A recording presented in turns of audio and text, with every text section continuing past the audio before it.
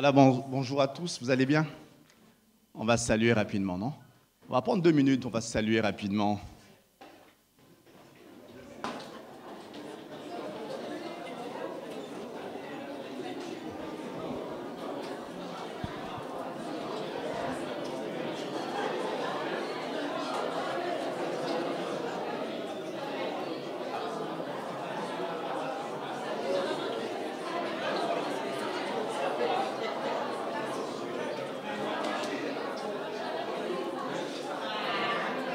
Pose-lui la question. Pose-lui la question. Que nous tournons, non. Tournaïou Salangassi. Tournaïou Salangassi. Oui.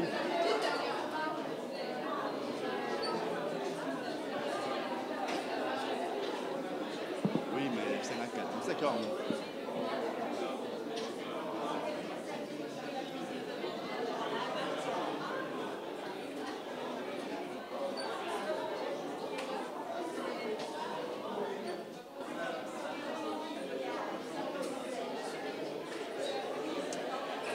Alléluia.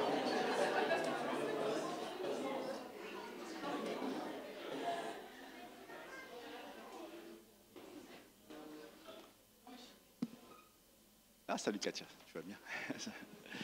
Voilà, soyez les bienvenus ce matin. C'est un moment que nous aimons, un moment que nous chérissons.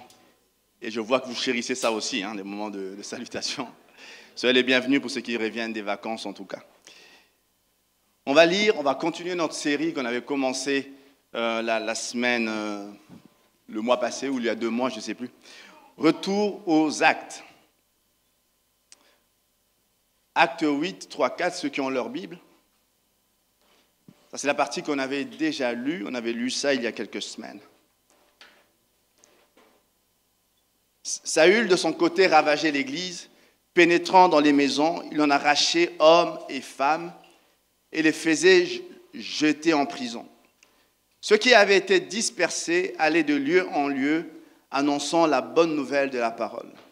Ça, c'était Acte 8, 3, 4. Et puis, Christian, la semaine dernière, nous a parlé de la conversion de ce Saul, qui est devenu l'apôtre Paul. Et on va lire Acte 9, 31. Il est écrit: l'Église était en paix dans toute la Judée, la Galilée et la Samarie, s'édifiant et marchant dans la crainte du Seigneur. Elle s'accroissait par l'assistance du Saint-Esprit. Et moi, j'aime le contraste entre ces 2 versets. Le premier verset, on nous dit que l'Église était ravagée et que les gens allaient de partout parce qu'il y avait une persécution folle lancée par une espèce d'intégriste religieux qui était Saul. Et puis là, l'Église est en train de souffrir. Christian nous a parlé la semaine dernière de Saul qui allait à Damas pour aller continuer son œuvre de persécution, de destruction. Et là, pendant qu'il va à Damas, il fait une rencontre qui change sa vie. Et là, les choses passent et on revient au verset 9, au chapitre 9, le verset 31 du chapitre 9. L'Église était en paix dans toute la Judée, la Galilée et la Samarie. Et entre les 2 versets qu'on vient de lire, il se passe, certains disent, entre 3 et 5 ans. Entre un moment de désastre, on a l'impression que plus rien ne peut se passer, que l'Église est ravagée, et l'autre, on a l'impression que c'est deux vignettes totalement différentes, 2 images totalement différentes. Là, on retrouve quelques années plus tard une Église toujours florissante, en train de grandir, en train de pousser, en train de croître. Et la différence entre les 2, et moi hier, j'étais en train de prier là-dessus. La question qui montait dans mon cœur, Dieu me dit, est-ce qu'il est possible de grandir quand même dans l'obscurité? Est-il possible que vous puissiez continuer à grandir, à prendre de l'ampleur, alors que vous êtes dans un moment d'obscurité? Un moment où les familles sont divisées, un moment où une persécution folle tombe, un moment où les gens partent, meurent et ne reviendront pas, un moment où certains ont perdu leurs biens et se retrouvent sans maison, en train de courir pour leur vie. Et là, à la fin de ce moment, on dit que l'Église était en train de grandir quand même. Moi, j'aime ça Parce que lorsqu'on est avec Dieu, on est capable de porter du fruit même dans l'obscurité. On est capable de porter du fruit même quand il fait noir, même quand il fait sombre. Il y a un verset dans l'Ancien Testament, je ne sais pas si vous connaissez ça. Mon premier point, je commencerai par là déjà, grandir dans l'obscurité, vous l'avez compris. Il y a un verset dans l'Ancien Testament, Nombre 17, 7, 8. Je vais expliquer le contexte. Les enfants d'Israël sortent d'Égypte sous la conduite de Moïse et d'Aaron. Ces deux-là, ils étaient à la tête du peuple, mais c'était deux frères. Deux frères. Et Moïse était un gars qui bégayait. Et puis, ce qui devait arriver, arrive. Il y a une contestation. On dit que c'est une affaire de famille, c'est deux frères qui se tiennent, tout ça. Une contestation se lève. Et quand cette chose se lève, tout le peuple se met à contester l'autorité de Moïse et d'Aaron. Qu'est-ce que vous allez faire à ça? Ça vous est déjà arrivé que les gens contestent qui vous êtes? Non? Moi, je peux en parler, j'ai une longue liste. Les gens contestent ce qu'ils sont, ils mettent en doute ce que le Seigneur dit qu'ils sont. Et puis là, dans un moment de défi, tout le monde est en train de défier. Moïse dit à Aaron, prends, et on tombe là-dedans. Moïse dit à Aaron, tout le monde, c'était des pasteurs, des bergers, ils avaient souvent des bâtons. Et Moïse dit à tout ce monde qui contestait, prenez chacun son bâton, on va mettre ça dans la tente d'assignation. C'était une espèce de tente où Dieu venait se manifester. On va mettre ça dans la tente d'assignation et tout le monde mettra son bâton. Et le matin, on verra ce qui va arriver. Et puis là, on dit, Moïse déposa les verges devant l'Éternel dans la tente de témoignage. Le lendemain matin, lorsque Moïse entra dans la tente du témoignage, voici la verge d'Aaron pour la maison de Lévi avait fleuri, elle avait poussé des boutons, produit des fleurs et mûri des amandes, tout ça en une nuit. Un bâton sec, coupé depuis des années, il vient, il met ça dans la présence de Dieu, et là, pas 10 jours, pas 20 jours, juste une nuit au milieu d'un moment sombre, il vient le matin, Dieu a fait son choix, le bâton d'Aaron avait fleuri, avait mûri, avait donné des fleurs, et avait donné même des fruits au milieu de la nuit. J'étais en train de prier là-dessus hier. Il s'est passé des choses hier. Et puis, le soir, quand je revenais sur ce verset, la question qui montait en moi, es-tu capable de porter du fruit quand bien même les choses sont sombres? Et c'est ça, un des secrets. Et quand on parlait de cette série, Retour aux actes, comprendre quelque chose qui se passe qui fait que l'église des actes était l'église des actes, une église extraordinaire. Une des choses, un des secrets, c'est ce qu'on vient de lire là, ils étaient capables de porter du fruit au milieu des épreuves. Il y a des gens, et Moïse, lorsqu'il y a une contestation, il dit, je ne vais pas contester avec vous, on va faire l'épreuve du noir, l'épreuve du ténèbre, l'épreuve il y a un test qui ne manque pas. Vous voulez savoir si quelqu'un est avec Dieu ou qui n'est pas avec Dieu? Il y a un test. Qu'est-ce qui se passe quand les choses vont mal? Qu'est-ce qui se passe? Qu'est-ce que vous devenez quand les choses ne se passent pas comme prévu? Est-ce qu'on abandonne tout, on réunit Dieu, on porte les poings contre Dieu, ou on est capable de porter du fruit au milieu de ce qui est sombre? On est capable de dire, ce n'est pas parce que les choses ne vont pas bien que là, ma louange tarit, tout ce que je suis meurt, mais je viens malgré tout, quand le soleil, on a chanté des chants, moi j'aime quand Anne était en train de conduire. La louange ne dépend pas de ce que tu vis, ce que tu ressens, ça dépend de qui est Dieu. Ça va? Et là, ils étaient en train l'église des actes nous transmet un message pour des siècles. Il y a possibilité de porter du fruit même quand les choses semblent sombres. Il y a une possibilité, alors que vous vivez des moments et disons clairement, il y a des gens là qui ont perdu des membres de leur famille. Il y a des familles là qui sont divisées. Il y a des familles qui sont brisées. Et quand on voit ces deux versets, on voit d'un côté la détresse absolue et de l'autre côté, on voit une église qui grandit et qui a même pris de l'ampleur. Parce qu'avant, c'était juste Jérusalem. Et quand vous lisez les textes, l'église s'était répandue dans les contrées avoisinantes. Et plus tard, on dira de ces gens, vous êtes les gens qui ont bouleversé le monde. Et ce sont des gens qui ont grandi au milieu des ténèbres. Il y a un test qui ne trompe pas que Moïse a dit. Lorsque vous êtes contesté, lorsque vous êtes en face de quelque chose qui semble sombre, Vous pouvez faire une chose, soit dire, crier tout fort que Dieu est avec vous, ou laisser Dieu le dire lui-même. Vous savez, à un moment, je ne sais pas si vous connaissez cette histoire d'Élie, le prophète, avec les prophètes de Baal.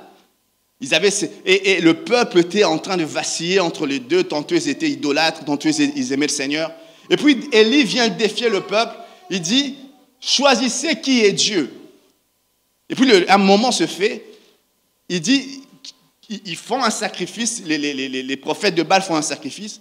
Et la Bible dit, du matin jusqu'à midi, ils invoquent leur Dieu. Ils essaient de prouver qu'ils sont des serviteurs du Dieu vivant. Rien ne se passe. Élie vient, il fait son sacrifice, il y met de l'eau pour empêcher qu'il y ait, pour montrer que j'ai mis de l'eau, j'ai mouillé, il ne peut pas y avoir falsification. Et puis à un moment, lui, il fait une courte prière, le feu tombe du ciel, Dieu a parlé et Dieu a dit qui est qui. Pour dire, il y a des moments où vous avez besoin que Dieu vous dise qui vous êtes. Vous me suivez? Il y a des moments où vous vivez des moments de foi, des moments sombres, et vous avez besoin qu'au milieu de ce moment sombre, Dieu vienne manifester. Et moi, j'aime ce qui est écrit. L'Église était en train de grandir par l'assistance du Saint-Esprit. Par l'assistance du Saint-Esprit. J'étais en train de le lire, de le préparer. Et une chose qui montait en moi, que je ressentais fort dans mon cœur, Dieu me disait, dans les moments sombres, assure-toi que le Saint-Esprit soit dans ta présence, là. Assure-toi de la présence du Saint-Esprit. Il y a des fois, aucun d'entre nous ne peut contrôler les circonstances de sa vie. Il y a des moments bons, il y a des moments tristes. Il y a des gens qui ont connu des moments tristes? On est quelques 2, 3. On est une église extraordinaire. Il y a des gens qui connaissent des moments bons. Il y a dans l'histoire de notre vie des moments qui sont tristes. Et Dieu dit, les circonstances peuvent rester comme telles, mais il est possible que même au milieu de ce moment triste, parce que ma présence est là, que tu sois capable de porter du fruit, que tu sois capable de produire quelque chose. Et quelque chose, moi, qui me frappe, vous savez, quand Moïse fait entrer son bâton tous ses bâtons dans la tente, on dit non seulement que ces bâtons portent du fruit, mais on dit carrément, portent des fleurs, mais on dit carrément il y a des fruits. Premièrement, c'est un bâton sec. Normalement, ça ne peut pas arriver. Et deuxièmement, tout ça se passe en une nuit. Et moi, je dirais, waouh, Seigneur, c'est incroyable. Non seulement c'est miraculeux, mais il y a comme si le temps s'accélérait. Donc, il y a non seulement, ça aurait déjà été un miracle s'il y avait une espèce de bourgeon qui poussait. Parce que ce bâton était coupé depuis des années. On aurait pu dire, waouh, c'est déjà un miracle, quelque chose est en train de pousser. Mais la Bible dit, non seulement ça, il y a eu des boutons, il y a eu des fleurs, il y a même eu des fruits, on pouvait même manger après, c'est parce qu'ils ont fait ça. Pour dire simplement, il y a eu comme si Dieu avait accéléré le temps. Amen. Ce qui premièrement ne devait pas arriver est arrivé, et ce qui devait prendre des années a pris une nuit. Parce que Dieu était là. Pour dire simplement, même si vous êtes au milieu de la nuit, Dieu va révéler qui est qui. Et à ce moment-là, vous allez découvrir le Dieu qui transcende les temps. Le Dieu qui est capable d'accélérer les choses. Le Dieu qui est capable de vous porter là où vous ne pouvez pas aller vous-même. Ce qui prend des années à tout le monde, chez vous, Dieu va réduire le temps. Parce qu'il va dire, je suis Dieu et je vais montrer qui est qui. Ma question ce matin, êtes-vous capable de porter du fruit quand il fait noir? Christian disait tout à l'heure, de cet exemple de ce roi, quand l'ennemi vient, le prophète lui dit, n'envoie pas les plaintes. N'envoie pas ceux qui vont emmener des plaintes, qui vont dire, Seigneur, pourquoi tu n'as pas fait ça? Envoie ceux qui vont juste être en train de louer. Et on pourrait dire, stratégie folle, un combat, toi tu envoies des gens qui louent. Et il y avait un secret, Christian disait tout à l'heure, qu'au milieu de ce moment-là, ne viens pas d'abord avec les craintes, ne viens pas d'abord avec les plaintes, ne lève pas le poing contre Dieu. Invite-le dans sa présence. Et une des choses qui permet à Dieu de venir, parce que la Bible dit, il siège au milieu. Alors, si un jour vous êtes au milieu des ténèbres, commencez à chanter. Commencez à louer Dieu. Invitez-le dans votre situation. Invitez-le dans votre situation et laissez Dieu vous faire porter du fruit en ce moment-là. Moi, je prie ce matin, je ne sais pas si ce message est pour quelqu'un ce matin, que Dieu vous aide à porter le fruit, du fruit où vous êtes actuellement. Il y a possibilité pour vous de dire, je vais changer d'endroit parce que mes circonstances ici, là où je suis, ne me conviennent pas. Peut-être. Mais il est possible que Dieu dise, reste dans tes circonstances et fais venir ma présence dans ces circonstances. Ne change pas, il y a des gens qui contestent qui tu es, laisse faire. Vous savez, des fois, quand vous êtes contesté, quand on dit toutes sortes de choses sur vous, c'est comme quand vous jetez du sable. Hein, vous ne pouvez pas aller récupérer tout, c'est parti. Tout ce que vous pouvez faire, c'est laisser Dieu parler pour vous. Tout ce que vous pouvez faire, soit vous commencez à contester avec tout le monde, ce n'est pas possible. Vous laissez Dieu trancher et dire qui est qui. Et moi, je vous invite à faire cela. Laissez Dieu manifester qui vous êtes. Laissez Dieu vous faire porter du fruit. Et pour moi, c'est un test qui fait la différence entre ceux qui tiennent un moment et ceux qui s'effondrent un moment. La différence entre les deux, c'est ça. Et Moïse dit, il y a un test qui ne trompe pas. Et ce test-là, je le crois, est encore valable pour notre temps maintenant. Le test de l'obscurité. Je prie que chacun de nous, que personne ici ne passe par un moment d'obscurité, mais tant que nous sommes sur cette terre, il peut y avoir des moments comme ça. Alors quand ces moments arrivent, ça ne soit pas votre fin. Quand ces moments arrivent, ça ne soit pas les derniers... Vous savez, il y a des gens qui, lorsqu'on vit des moments incompréhensibles, on se met à questionner qui est Dieu. On se met à douter de Dieu et on pense qu'à force de dire des choses contre Dieu, il sera blessé, il va nous faire quelque chose. Il va intervenir parce que tellement il est blessé, il va dire, oh, il est tout triste, Dieu va venir intervenir. Absolument faux. Moi, j'étais comme ça avant, je ne sais pas vous. Je vais vous dire une chose, lorsque vous êtes dans des moments comme ça, invitez sa présence et laissez Dieu manifester qui il est, simplement. Laissez Dieu accélérer le temps. Quelqu'un dit Amen? Quand on lit dans la Bible, on voit toutes sortes de gens connaître ce genre de moments où ils sont dans l'obscurité et Dieu vient se manifester. On voit l'histoire de Jacob. Un moment, cet homme se retrouve dans un lieu face à face avec Dieu. Un homme qui a menti toute sa vie.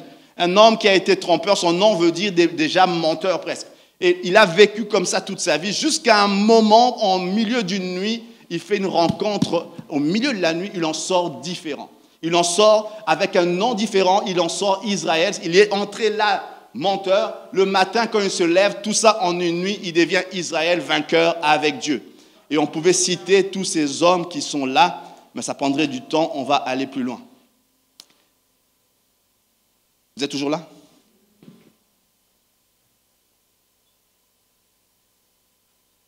Acte 9, je vais aller un peu plus vite aujourd'hui. Non seulement qu'il faut qu'ils nous apprennent, les gars ici nous apprennent qu'il faut grandir dans l'obscurité. Ils nous disent également qu'il faut veiller sur les fruits.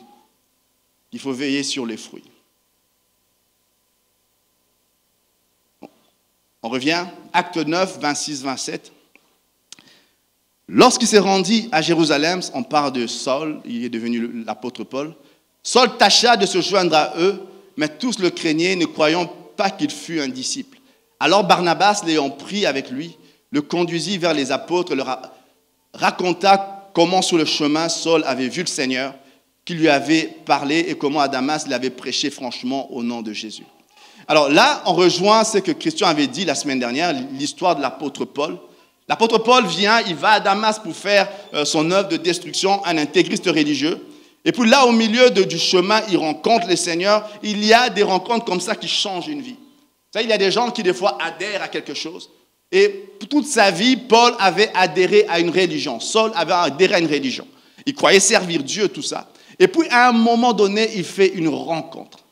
Un voyage qui tourne différemment. Il rencontre le Seigneur, il perd l'usage de la vue. Et puis il se retrouve à Damas perdu, et puis un serviteur de Dieu vient, Ananias vient, il lui dit, Saul, mon frère, il lui impose les mains, et l'homme, il recouvre la vue. Et les versets qui suivent, on voit qu'il retourne à Jérusalem, mais entre les deux, ça prend presque 3 ans. Dans le livre de Galates, Paul raconte lui-même que lorsque cet événement a eu lieu, il est resté 3 ans dans les déserts d'Arabie. Ça a pris 3 ans. Et là, il revient à Jérusalem, imaginez la scène. Vous venez un dimanche matin, celui qui prêche, c'est celui qu'on veut inviter pour faire prêcher. c'est celui qui a fait souffrir plein de chrétiens à Jérusalem. Alors, comme ce qui devait arriver arriva, lorsqu'il s'est rendu à Jérusalem, il essaie de se joindre à l'église, mais tous le craignaient, ne croyant pas qu'il fût un vrai disciple. Ils ont cru que c'était juste un gars qui est devenu un espion, qui voulait connaître. Avant, il y a 3 ans, c'était ce qu'il faisait. Et là, des années après, les chrétiens, même s'ils savent que Dieu est capable de changer une vie, quand ils le voient arriver, tout le monde a peur. Personne ne croit réellement en ce changement qui est radical. Et puis, et moi ce matin, j'étais en train de prier là-dessus. Après ces événements, c'est le verset qu'on avait lu tout à l'heure, que l'Église était en train de grandir, de croître. Mais moi je crois réellement que l'Église n'aurait pas cru continuer à grandir et nous-mêmes, nous ne serions peut-être pas ici parce que une grosse partie du Nouveau Testament a été écrite par l'apôtre Paul et même Luc qui écrit ces textes, c'était un compagnon de Paul.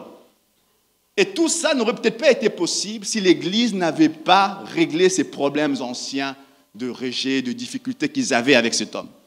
Il y avait là dans l'Église des gens à qui cet homme avait réellement fait mal. Vous savez, des fois, des gens qui viennent se plaindre, on m'a fait du mal, tout ça, et puis vous écoutez, qu'est-ce qu'ils t'ont fait? Et puis là, tu dis, laisse tomber. Et lui, là, il a vraiment fait du mal et on peut compter le nombre de morts qu'il y a eu à cause de ce gars.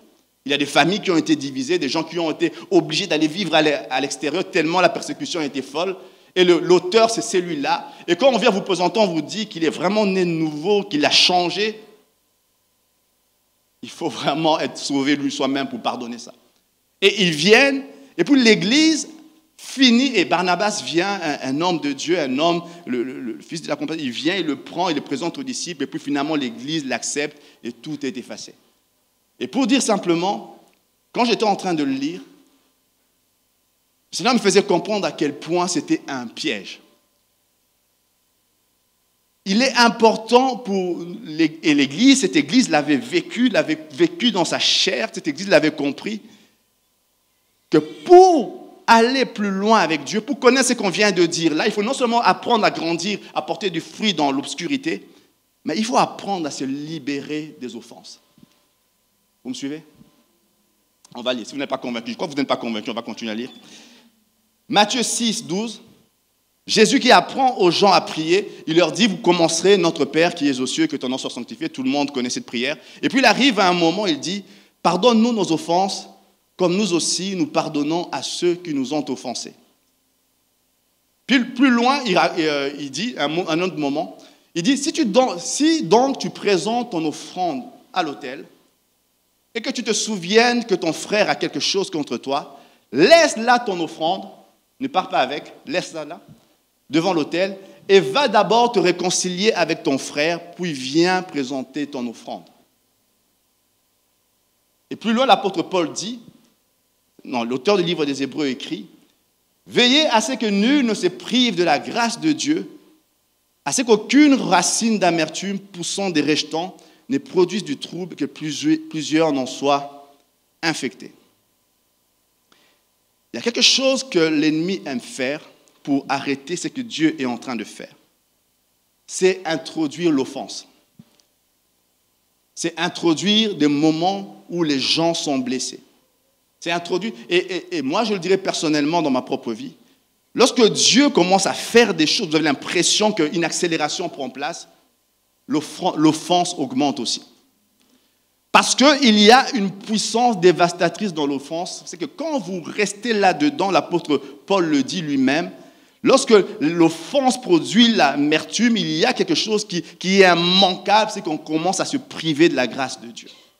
Et quand Jésus apprend aux gens à prier, il leur dit, vous prierez notre Père qui est aux cieux, tout ça. Et vers la fin, il dit, réglez les problèmes des offenses. Et l'apôtre Paul dit plus loin, et lui-même Jésus dit, quand tu viens avec ton offrande devant Dieu, une offrande c'était comme une prière, c'était l'expression d'une prière. Quand tu viens avec devant Dieu, laisse là ta prière, va d'abord régler l'offense. Parce que si tu ne fais pas ça, tu vas croire que Dieu ne t'exauce pas, alors que dans le ciel, peut-être la réponse est sortie, mais toi tu es en impossibilité de la recevoir. Parce que simplement tu es resté dans l'offense. Dernièrement, j'ai commandé des trucs sur Amazon. Et puis c'est arrivé, moi j'étais en voyage, tout ça. L'expéditeur avait fait sa part, Ça m'attendait dans un bureau de poste. J'ai fait plusieurs semaines, j'ai oublié d'aller prendre. Pour dire, des fois, les gens en veulent à Dieu pour des choses que Dieu a déjà libérées dans le ciel, mais toi, tu es incapable de le prendre parce que tu es dans l'offense. Vous me suivez? L'offense a cette capacité, et l'apôtre Paul, l'offense nous prive de la grâce de Dieu. Lorsque vous restez dans l'offense, c'est pourquoi quand vous voyez que vous commencez à être offensé, réjouissez-vous parce que Dieu est en train de faire des choses et l'ennemi le voit. Quand vous voyez que les gens vous offensent, tout ça, mettez un point d'honneur à ne pas rester là-dedans parce que l'ennemi sait, comme je ne vais pas te faire tomber dans un péché, je vais juste t'offenser parce que quand tu resteras dans l'offense, il y aura quelque chose, une grâce qui ne sera plus là et tu vas devenir juste quelqu'un d'amer, quelqu'un qui va ressasser pendant 10 ans le même problème que quelqu'un m'a fait. Et puis tu resteras là dans ton amertume alors que tout ce que Dieu avait prévu pour toi reste là en suspens, tu es incapable d'accéder à ça.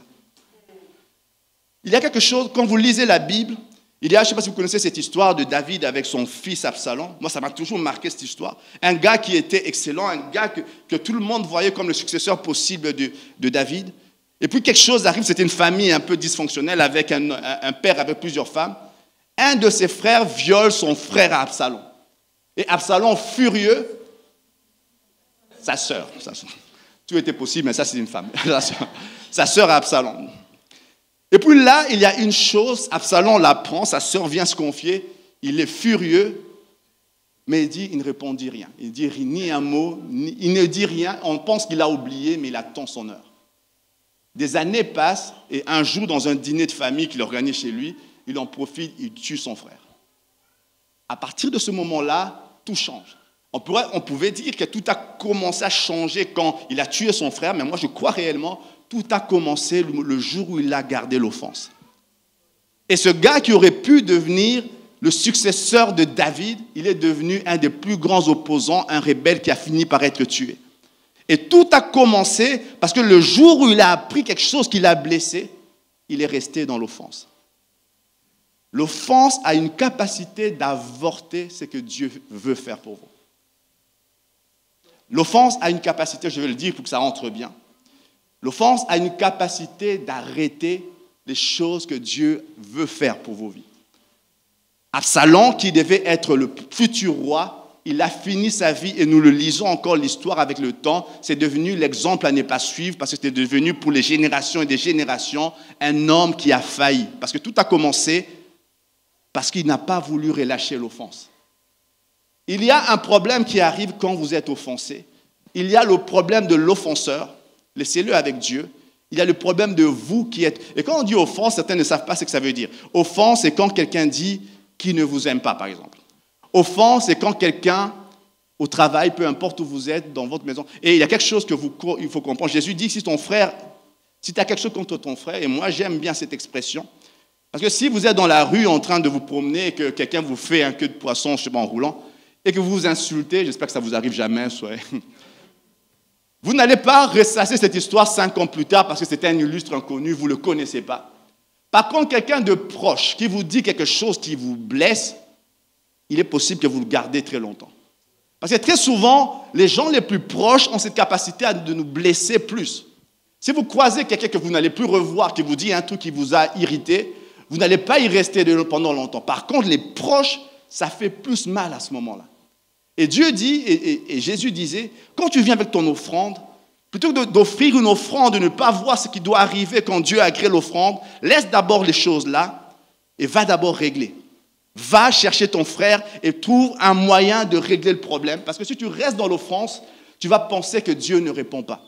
Tu vas penser que Dieu ne te voit pas. Tu vas penser que ce que tu demandes à Dieu n'arrive pas, alors que Dieu, dans le ciel, tout est déjà donné.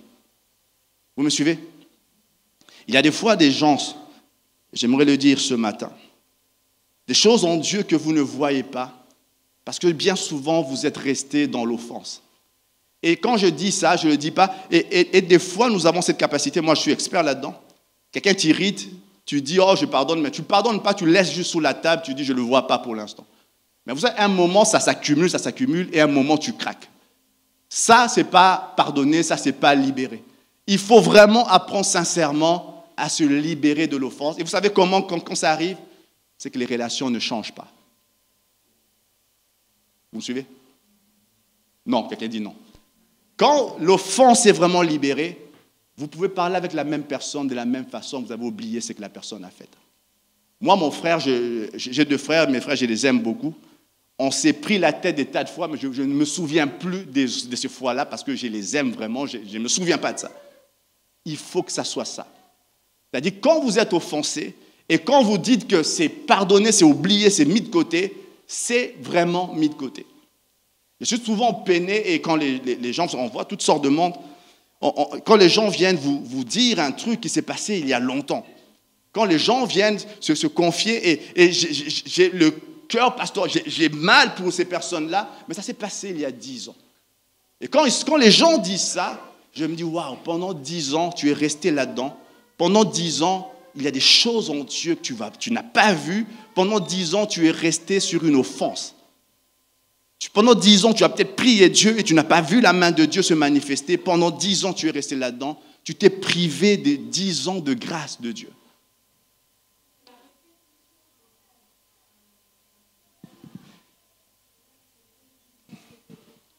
J'aime bien Hélène quand elle me pose des questions en plein. Jésus dit de pardonner 7 fois 7 fois. C'est-à-dire que 7 fois 77 fois. Pour dire simplement, c'est un chiffre parfait tout le temps. Parce qu'il dit lui-même dans un moment qu'il va nous serons pardonnés dans la mesure où nous pardonnons les gens. Si vous dites à un moment donné, tu m'as fait ça 1 fois, je t'accepte. 2 fois, la 3e fois, alors Dieu dira le jour où tu pécheras, 1 fois, j'accepte. 2 fois, j'accepte. Mais la 3e fois, mon gars, ou bien si quelqu'un t'offense, tu dis tu pardonnes, mais tu changes de relation. Dieu dit c'est cette mesure-là qui va être utilisée pour toi. Ça veut dire que le jour où tu resteras, tu changeras de relation. Quand tu pécheras, parce que ça nous arrive encore de faire ça, Dieu changera de relation avec nous parce que c'est nous qui déterminons la mesure. C'est simplement ce que la Bible dit. Amen. Donc, si donc tu viens avec ton offrande devant l'autel, Jésus dit, laisse là l'offrande. C'est bien tout ça, laisse ça là, mais va d'abord règle ce problème-là. Règle ce problème-là, parce que l'ennemi, c'est une chose. Lorsque l'offense est en train d'agir, lorsque l'offense est là, ça arrête les choses que Dieu veut faire. Ce matin, vous savez, des fois, vous êtes en train de préparer une réunion. Et puis, je ne sais pas ce qui m'a pris, j'ai commencé à lire toutes sortes d'articles sur l'aviation. Moi, j'aime bien les avions. Sur l'aviation, et puis je lisais un tout petit peu les lois de l'aérodynamique, tout ça. Vous savez, pour qu'un avion, parmi les lois qui existent, je ne sais plus qui avait écrit ça, qui avait découvert ça, lorsque l'avion, pour décoller, il y a une certaine vitesse qui est exercée, il faut qu'il y ait assez de vent contraire et que le vent soit fort, qu'il y ait une vitesse importante du vent, parce qu'à ce moment-là, la pression baisse et quelque chose peut s'élever. Pour dire de foi, quand Dieu vous met dans l'accélération, vous allez avoir des vents contraires. Vous me suivez? Vous allez avoir des vents contraires. Ces vents-là peuvent vous détruire ou ces vents-là peuvent vous élever. Ces vents contraires, et moi je crois que Dieu veut accélérer des choses pour les gens. Mais si vous restez dans l'offense, ces vents-là vont vous détruire. Quand on lit l'histoire de l'aviation, bien de fois, avant de trouver la bonne forme qui fait que les ailes peuvent prendre le vent, tout ça, on a eu plein d'accidents parce que les formes n'étaient pas bonnes. Pour dire simplement, quand Dieu veut accélérer, il faut que tu sois capable que l'offense soit capable de passer sur toi afin que tu puisses t'élever. Si tu ne fais pas ça, tu feras partie de la liste des gens qui avaient une certaine accélération et qui ont fini mal parce que tu es resté dans l'offense. Qui a été béni par une loi de l'aviation, tout ça, ce matin? Pour dire, le matin, l'aérodynamique, le matin, un dimanche à 10h. Pour dire, quand Dieu accélère les choses, il y a quelque chose qui va suivre les vents contraires. Quelque chose qui va suivre la multiplication des possibilités de vous blesser. La multiplication des moments où vous allez être blessé. Le point d'honneur là-dedans, c'est d'apprendre à faire en sorte de ne pas rester dans l'offense. Vous ne pouvez pas choisir d'être blessé ou pas. Si quelqu'un vient, vous lance un truc, vous n'allez pas dire « Non, je garde mon cœur ». Ça ne marche pas comme ça. Vous l'avez déjà entendu, ça va vous blesser. Mais vous avez cette possibilité de venir dans la présence de Dieu et faire en sorte de ne pas rester dans l'offense. Faites tous vos efforts, ne dites pas « j'ai oublié » et puis vous changez la relation. Faites tout ce que vous pouvez pour vous libérer de l'offense. Faites tout ce que vous pouvez et faites-le par la grâce de Dieu. Il est capable de le faire. Et l'apôtre Paul dit que nul de vous ne se prive de la grâce de Dieu. Et plus loin, c'est Pierre qui dit, et moi j'aime ça, il parle des couples, il dit « Marie, montrez à votre tour de la sagesse dans vos rapports avec vos femmes. » À un moment, il parle de sexe faible. Je n'ai pas voulu créer des polémiques, j'ai effacé tout ça. Amen. Qu'il en soit ainsi, afin que rien ne vienne faire obstacle à vos prières. Des fois, quand on dit qu'il y a des obstacles à la prière, on pense souvent au péché, tout ça. Oui, c'est vrai. Mais Pierre dit un truc, il dit les relations. Quand vous restez... Et combien savent qu'il y a rarement des gens aussi proches que nos épouses, tout ça? Et là, parce qu'il ou elle est proche de moi, il ou elle est capable de me blesser plus vite, plus facilement. Quelqu'un est en train de découvrir ça. Et quand ça arrive, quand vous vous prenez la tête, Pierre dit, écoute, règle d'abord ça, parce que ça va faire obstacle à ta prière. Tu peux dire, je laisse ça de côté, règle d'abord ça, tu pries à un moment donné, tu jeûnes, c'est bien, mais laisse d'abord ça, va régler le problème, parce que si tu ne fais pas ça, tu vas avoir un obstacle dans tes prières, tu ne comprendras pas d'où ça vient. Tu vas commencer à accuser l'un ou l'autre, tu vas commencer à te questionner 20 000 fois, tu vas commencer à chercher un péché qui n'est pas, c'est juste cette offense dans laquelle tu es resté. Vous me suivez? Il y a quelque chose d'extraordinaire lorsque nous apprenons à ne pas rester dans l'offense. Lorsque papa, maman apprennent à ne pas rester dans l'offense. Lorsque des familles... Et ce matin, à la fin de ce moment, on va présenter une famille. C'est aussi le message est aussi pour les enfants, pour les parents et cette famille-là, et pour toutes les familles qui sont ici. Il y a quelque chose qui attire la grâce de Dieu. C'est quand, malgré les prises de tête, vous apprenez, peu importe la gravité, vous apprenez à libérer l'offense. Vous apprenez à dire, ça ne va pas aller bien, ça ne va pas bien, on va prendre du temps, mais je veux que la chose soit réglée. Ce n'est pas tellement pour seulement votre conjoint, c'est aussi pour vous. Et vous pouvez penser, c'est lui qui a fauté, c'est lui qui est en faute, on reste dans l'offense, il doit demander pardon 10 000 fois. Et puis tu auras l'impression que des choses se passent moins bien en toi, parce que Dieu dit, il y a encore une offense, il faut que tu règles ça. Et vous savez, quand je dis qu'il faut régler l'offense, je ne dis pas que vous êtes le coupable. Et quelquefois, nous sommes la victime de l'offense. Quand on dit régler l'offense, ce n'est pas toi l'offenseur. Toi, tu es l'offensé et des fois, tu n'as rien fait. Ça dit, vous êtes jamais arrivé? Non. Je suis exceptionnel. Tu as l'impression que tu n'as rien fait, quelqu'un vient et tu dis un truc. Alors là, tu te dis, j'aurais dû prendre une autre route. Peut-être que c'est ça ma faute, je suis passé par là. Il te dit un truc qui te blesse, mais même quand tu n'as rien fait, même quand tu penses être la victime, tu dois mettre un point d'honneur à te libérer de ça. Si tu ne le fais pas, Dieu t'aime, il va éviter d'accélérer des choses dans ta vie parce qu'il sait que tu peux prendre du vent et tu vas t'écraser. Par contre, si tu le fais, l'accélération peut venir, tu as la bonne forme pour décoller. Amen. Si tu le fais de tout ton cœur, si tu refuses de rester dans l'offense, si papa, maman décident dans leur famille, dans leur maison, dire, dans cette maison, on se prendra des fois la tête, mais on fera en sorte que jamais nous ne resterons dans l'offense.